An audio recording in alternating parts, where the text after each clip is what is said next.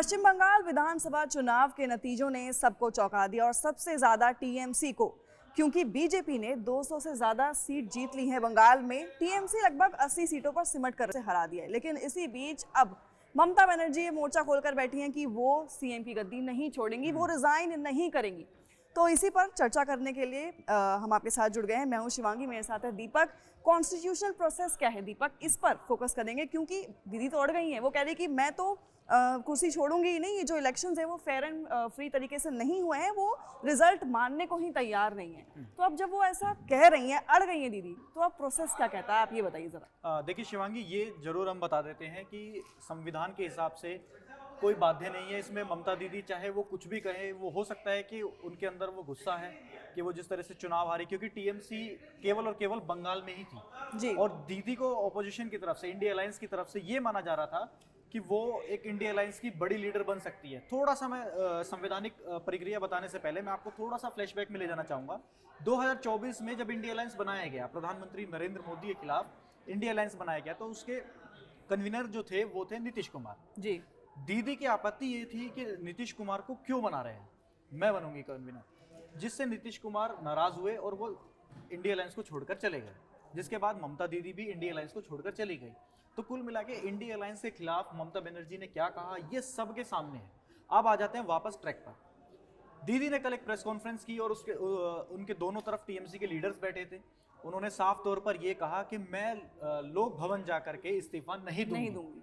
साफ तौर पर दीदी ने यह कहा कि इस्तीफा नहीं दूंगी। लेकिन अब आप ये समझिए कि दीदी इस्तीफा नहीं देती हैं, तो जैसा कि हमने आपके थंबनेल में दिखाया कि नहीं बनेगी बीजेपी की सरकार, क्या कहता है संविधान इसमें यह कहता है शिवांगी कि दीदी अगर इस्तीफा ना दे तो भी सरकार बीजेपी की बन सकती है। वो क्यों बन सकती है वो हम आपको बताते हैं। देखिए, अब इस टाइम पर जो सारी पावर आती है वो आती है राज्यपाल के पास। राज्यपाल यहाँ पर डिसाइड करेंगे कि वो फ्लोर टेस्ट कराना चाहते हैं या फिर वो किसी दूसरी पार्टी यानी कि बीजेपी को ऑफर करेंगे, या बीजेपी राज्यपाल के पास जाती है और दावा पेश करती है कि हम सरकार बनाएंगे।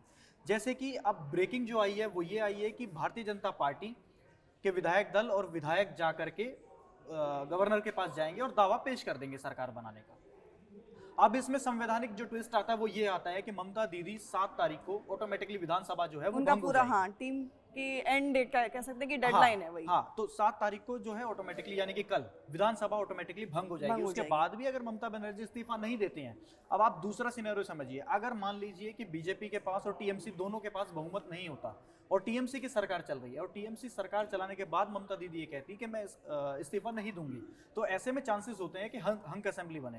अगर हंक असेंबली बनते हैं तो उसमें सारी पावर फिर से राज्यपाल के पास आ जाती है, जिसमें हम आपको अनुच्छेद 164 के बारे में बात करेंगे। तो वो जो स्पेशल पावर होती है इस टाइम पे वो गवर्नर के पास है। अगर गवर्नर चाहे तो खुद से भी इनवाइट कर सकते हैं, अगर वो इनवाइट ना करे तो दूसरा जो दल है वो सामने से जाके गवर्नर को ये रिक्वेस्ट कर सकता है कि हमारे पास संख्या बल है, हम सरकार बनाने के लिए तैयार है, जैसा कि बीजेपी ने आज कर दिया जी। तो बीजेपी के पास अच्छी खासी संख्या है, इवन उनके पास बहुमत से कई ज्यादा आंकड़े हैं। बिल्कुल। लेकिन इसी में अगर तब भी दीदी अड़ी नहीं तो क्या ऐसा हो सकता है कि गवर्नर उन्हें डिसमिस कर दे उनकी पोजीशन से? बिल्कुल, डिसमिस करने का उनके पास अधिकार होता है। और लेकिन एक चीज और समझना होगा शिवांगी, ममता दीदी के पास इस समय 7 तारीख तक 7 तारीख के बाद कोई भी ऐसी पावर नहीं बचती कि वो जबरदस्ती कुर्सी पर बैठी रहे जी। आप समझिए कि जब 7 तारीख को विधानसभा भंग हो जाएगी ऑटोमेटिकली, तो ममता दीदी दोबारा सीट नहीं बैठेंगी। अगर उनको बैठना है तो उनको वो प्रोसेस फॉलो करना पड़ेगा जो फ्लोर टेस्ट होता है। विधानसभा के अंदर फ्लोर टेस्ट होता है और पिछले कई चुनावों में फ्लोर टेस्ट हो चुका है। तो फ्लोर टेस्ट में जब वो जाएंगी उससे पहले एक पेपर जाता है जिसमें सभी विधायकों के सिग्नेचर होते हैं। अगर वो वहां पर जाते हैं सिग्नेचर लेके, उनके पास वो जादुई आंकड़ा होता है, तो गवर्नर उनको कहेंगे कि आप फ्लोर टेस्ट जाइए, यानी कि विधानसभा में जो होता है।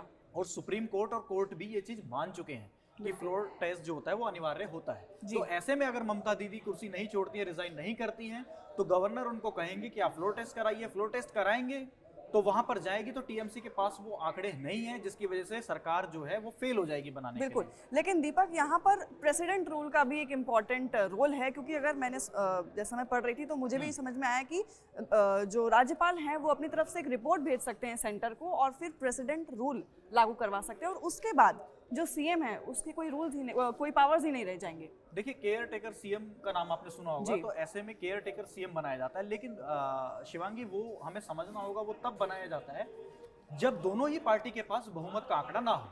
अगर बहुमत का आंकड़ा ना होगा और कोई भी सरकार बनाने में विफल रहता है, कोई भी, या मान लीजिए बीजेपी के पास वो जादुई आंकड़ा नहीं है और सीपीएम और कांग्रेस मिलकर के या अन्य जो पार्टियां जीत करके आई है वो बीजेपी को समर्थन देने से मना करें, और वही थर्ड फ्रंट जिसे कहा जाता है कि वही अगर टीएमसी को भी समर्थन देने से मना कर दे, तो ऐसे में राज्यपाल जो है राष्ट्रपति शासन लगाने की मांग करते हैं और राष्ट्रपति शासन लग जाता है। जी, और इसी के बाद कोर्ट का रास्ता, जैसे आप कह रहे थे कि कोर्ट भी जा सकती है, लेकिन कोर्ट में इलेक्शन रिजल्ट्स जो है उसको चैलेंज कर सकती है ममता दीदी, है ना? तो ये होगा एक मेन प्रोसीजर।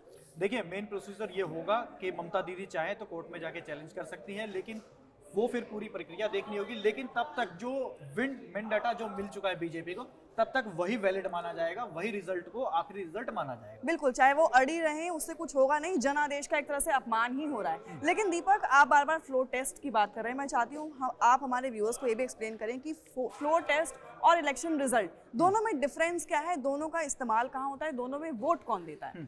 देखिए, फ्लोर टेस्ट से पहले शिवांगी, मैं आपको एक पिछले पॉइंट के बारे में बताना चाहता हूँ कि देखिए, आप याद करिए वो समय जब इंदिरा गांधी प्रधानमंत्री थी जी। तो जब इंदिरा गांधी प्रधानमंत्री थी तो उनको चैलेंज कर दिया गया था कि ये धांधली के तहत जो है चुनाव जीता गया है, जो मामला कोर्ट में गया था। कोर्ट में जाने के बाद ये प्रूव हो गया कि हाँ, इंदिरा गांधी ने धांधली की थी और वो धांधली के साथ चुनाव जीती थी, जिसे रद्द कर दिया गया था जिस चुनाव को। अब आ जाते हैं फ्लोर टेस्ट पर। आपने कहा कि फ्लोर टेस्ट कैसे होता है, तो फ्लोर टेस्ट में क्या होता है कि विधानसभा के अंदर सभी विधायक जो जीत कर आते हैं, जो चुनकर आते हैं, वो विधानसभा के अंदर जाते हैं। हालांकि उससे पहले औपचारिक तौर पर पार्टियों की मीटिंग होती है, जिसे हम कहते हैं विधायक दल की बैठक। अगर विधायक दल की बैठक होती है, वहां पर एक जनमत बनता है जिसमें सारे विधायक तय करते हैं कि वो किस पार्टी की तरफ वोट करेंगे या अपनी अपनी पार्टी को ही सपोर्ट करेंगे। तो मोस्ट ऑफ द केसेस में क्या होता है कि हर विधायक जो है तो वो अपनी पार्टी को ही सपोर्ट करता है जी। अब फ्लोर टेस्ट के लिए राज्यपाल जो है न्योता देते हैं कि जिसमें स्पेशल सेशन बुलाया जाता है विधानसभा के अंदर। विधानसभा में जब सारे विधायक पहुंचते हैं तो वहां पर वोटिंग होती है। तो वोटिंग होने के बाद वो मेजोरिटी पता चल जाती है कि मेजोरिटी एमएलए जो है वो किसके साथ जा रहे हैं। चाहे मान लीजिए आप बीजेपी के पास 207 विधायक हैं, अगर उनमें से 100 विधायक टीएमसी को समर्थन दे देते हैं तो वहां पर फ्लोर टेस्ट फेल होने के बाद क्या होगा कि बीजेपी जो दावा पेश कर रही थी वो दावा ऑटोमेटिकली रद्द हो गया। तो वहां पर सरकार किसकी बनी? बीजेपी कि जो बागी विधायक हुए वो टीएमसी की तरफ चले गए जी। वो टीएमसी की तरफ जाएंगे तो टीएमसी की पार्टी के खेमे में वोट करेंगे और वो ममता बनर्जी को विधायक दल का नेता चुन लिया जाएगा। जिसके बाद भी एक प्रोसीजर है, वो प्रोसीजर ये होगा कि जैसे कहा जाता है कि 2/3, जैसे हमने राघव चड्ढा वाले केस में देखा था कि 2/3 से ज्यादा समर्थन जो है एक पार्टी को होना चाहिए अगर वो पार्टी के विधायक जो है अपनी पार्टी को छोड़ के दूसरी पार्टी की तरफ वोट करने जाते हैं। तो साफ तौर पर यह है कि फ्लोर टेस्ट के अंदर सभी विधायक मिलकर के वहां पर वोटिंग करते हैं, जिसके बाद ये तय हो जाता है कि सरकार किसकी बनेगी, कौन मुख्यमंत्री बनना चाह रहा है, कौन पार्टी इस राज्य को चलाएगी। हाँ, सो बेसिकली इलेक्शन रिजल्ट्स है जहां पर आम आदमी वोट करता है, लेकिन फ्लोर टेस्ट में जो एमएलएज हैं वो डिसाइड करते हैं, वो वोट करते हैं कि कौन सरकार बनाएगा और किसकी सरकार टिकेगी या गिरेगी। फ्लोर टेस्ट की जब हम बात कर रहे हैं दीपक, तो क्यों ना वो सारे एग्जांपल्स भी बताएं अपने व्यूअर्स को जो पहले ऐसे केसेस में हो रखे हैं। फॉर एग्जांपल कर्नाटका में हुआ है, महाराष्ट्र में भी हुआ है। आप प्लीज थोड़ा डिटेल में अगर बता दें तो बहुत अच्छा होगा। देखिए, 2019 में फ्लोर टेस्ट हुआ था कर्नाटका में। एचडी कुमारस्वामी जो कि जेडीएस के नेता थे वहां पर और मुख्यमंत्री बने थे कांग्रेस के समर्थन से। फिलहाल अभी ताजा अपडेट के तौर पर हम आपको बता देते हैं कि जेडीएस ने बीजेपी को समर्थन दिया हुआ, एनडीए को समर्थन दिया हुआ। तो जेडीएस और कांग्रेस का वहां पे कोalition था, सरकार बनी थी, लेकिन वहां पर दावा पेश किया गया, गवर्नर ने फ्लोर टेस्ट कराया जहां पर कई एमएलए ने सपोर्ट वापस ले लिया था, लेकिन फिर भी मेजोरिटी पर डाउट आया। डाउट आने के बाद वहां पर मेजोरिटी प्रूव नहीं कर पाई सरकार, और जिसकी वजह से सरकार गिर गई। अब दूसरा उदाहरण लेते हैं हम 2022 महाराष्ट्र। वो तो बहुत ही भूल सकता है जब सुबह देवेंद्र फडणवीस ने शपथ ली थी। जी बिल्कुल, बहुत ही रीसेंट एग्जांपल है। उद्धव ठाकरे जब सीएम थे और एकनाथ शिंदे ने बगावत की थी। उससे पहले भी शिवांगी एक बार फ्लोर टेस्ट हुआ था। हाँ। वो फ्लोर टेस्ट तब हुआ जब देवेंद्र फडणवीस ने सुबह अचानक से शपथ ली और उनके साथ अजीत पवार आए, लेकिन उसके बाद जब फ्लोर टेस्ट हुआ तो अजीत पवार वापस मुकर गए अपनी पार्टी से, जिसकी वजह से फ्लोर टेस्ट फेल हो गया। जी। अब उसके बाद जब फ्लोर टेस्ट हुआ वो हुआ एकनाथ शिंदे, जिसे कहा गया था कि असम में ऑपरेशन लोटस चला था। जब एकनाथ शिंदे गुजरात निकले और गुजरात के रास्ते से असम पहुंचे विधायकों को लेकर के, क्योंकि शिवसेना में 2 फाड़ हो गए थे। हाँ। वो होने के बाद जब वो वापस गए तो वापस जब फ्लोर टेस्ट हुआ वहां पर, तो एकनाथ शिंदे और उनकी पूरी टीम, उनके जो साथ के विधायक थे जो उनको समर्थन कर रहे थे, वो वापस महाराष्ट्र आए और महाराष्ट्र के असेंबली में फ्लोर टेस्ट हुआ, जिसमें जो इंडिया अलायंस वाले, जिसे कहा गया था कि महागठबंधन की जो सरकार थी महाराष्ट्र में, वो गिर गई थी। उद्धव ठाकरे को मुख्यमंत्री पद छोड़ना पड़ा था। क्यों? क्योंकि फ्लोर टेस्ट में वो फेल हो गए थे और शिंदे की सरकार बनी विद बीजेपी। हाँ, बीजेपी। अच्छा, फ्लोर टेस्ट के बाद भी क्या होता है शिवांगी, यहीं पर खत्म नहीं हो जाता है। अच्छा, उसके बाद जो पार्टी जो बागी विधायक होते हैं उनके लिए लड़ाई होती है सिंबल की। ओके, सिंबल कौन लेके सिंबल जाएगा? कौन किसको मिलेगा? हाँ, जी, तो जैसे आपको याद होगा कि अजीत पवार के साथ भी हाँ। वही हुआ कि पार्टी के जब 2 फाड़ हुए, क्योंकि आप ज्यादा टाइम तक तो अपने विधायकों को उधर तोड़ के नहीं रख सकते, दल बदल वाला कानून लागू हो जाता है वहां पर। तो यही चीज एकनाथ शिंदे के साथ हुई और यही चीज अजीत पवार के साथ हुई। जो सिंबल और जो नाम था वो अजीत पवार को मिला एनसीपी का, और यही शिवसेना के साथ भी यही हो कि शिवसेना का जो सिंबल और टाइटल था वो एकनाथ शिंदे को मिला। क्यों? क्योंकि आपके पास वो मेजोरिटी थी, जिसे कोर्ट में भी बाद में चैलेंज किया गया था। तो मेजोरिटी के बेसिस पे हुआ। मेजोरिटी के बेसिस वही एग्जांपल मध्य प्रदेश का भी आता है 2020 का, जब कमलनाथ सीएम थे और ज्योतिरादित्य सिंधिया के साथ कई सारे जो बीजेपी के एमएलएस थे वो सब चले गए, तो मेजोरिटी खत्म हो गई और फिर फ्लोर टेस्ट हुआ। हाँ। लेकिन उससे फ्लोर टेस्ट होना था, लेकिन उससे पहले ही कमलनाथ ने रिजाइन कर दिया था। देखिए शिवांगी, ये मैच्योर लीडर की पहचान होती है हाँ, कि जब आपको पता चल जाए कि आप अल्पमत में हैं, आपके पास वो आंकड़े नहीं हैं। तो कमलनाथ के साथ भी यही हुआ। हालांकि देखिए, मैं आपको 2-3 छोटे-छोटे एग्जांपल दे देता हूं। आप समझिए कि जब कमलनाथ मुख्यमंत्री थे तो ज्योतिरादित्य सिंधिया लगातार उस तरह के बयान देने उन्होंने शुरू कर दिया था, लगभग 6-7 महीने। हाँ, और उनके लास्ट के जो अगेंस्ट महीना काफी था, सारे ऐसे बयान हाँ, दिए थे। मतलब मध्य प्रदेश सरकार के खिलाफ बोलने लग हाँ। गए थे। तो यही चीज ये हुई कि वर्चस्व की जो लड़ाई आई थी, कमलनाथ पुराने कांग्रेसी लीडर थे, ज्योतिरादित्य सिंधिया राहुल गांधी के बहुत अच्छे दोस्त थे।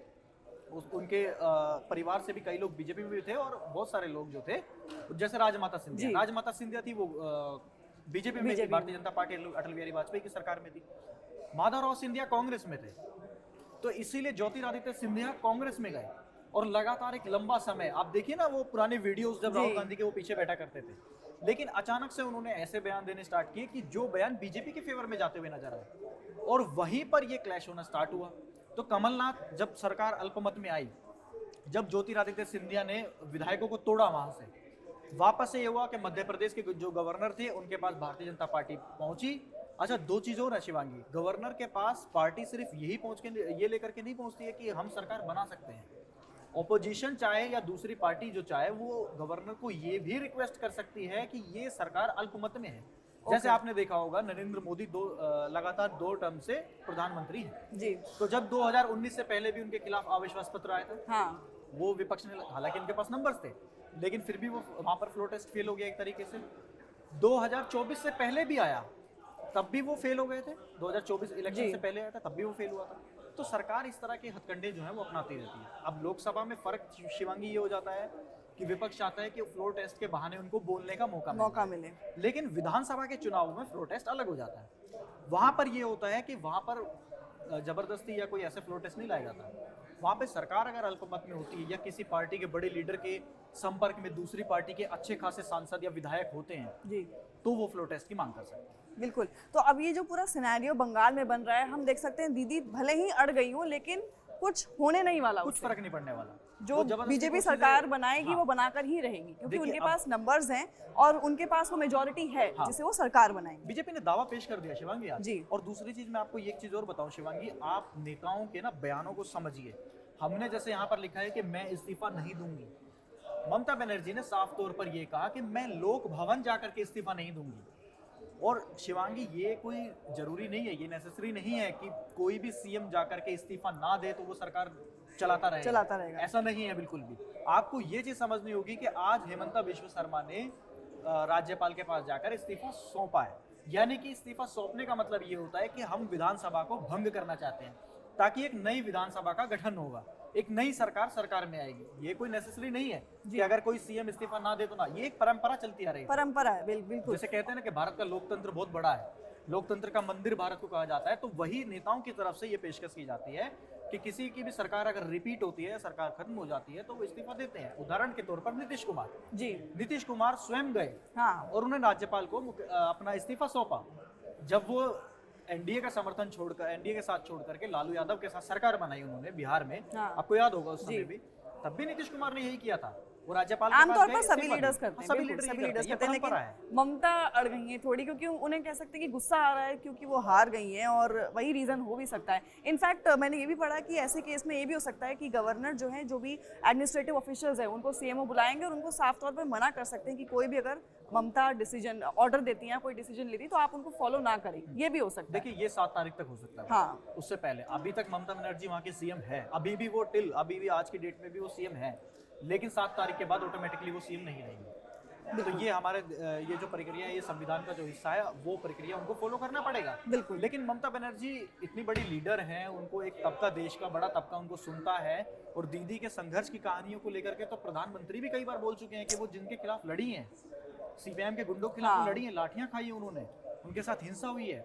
उसके बाद ममता दीदी इस तरह की अगर उनके बयान आ रहे हैं तो ये तो उचित नहीं है। बिल्कुल उचित नहीं है, लेकिन अब आगे क्या होता है इसके लिए तो हमें वेट करना पड़ेगा। जो भी लेटेस्ट अपडेट्स थे ऑलमोस्ट वो तो हमने कवर कर ही लिए हैं, लेकिन इसके बाद क्या होता है उसके लिए बने रहे हमारे साथ।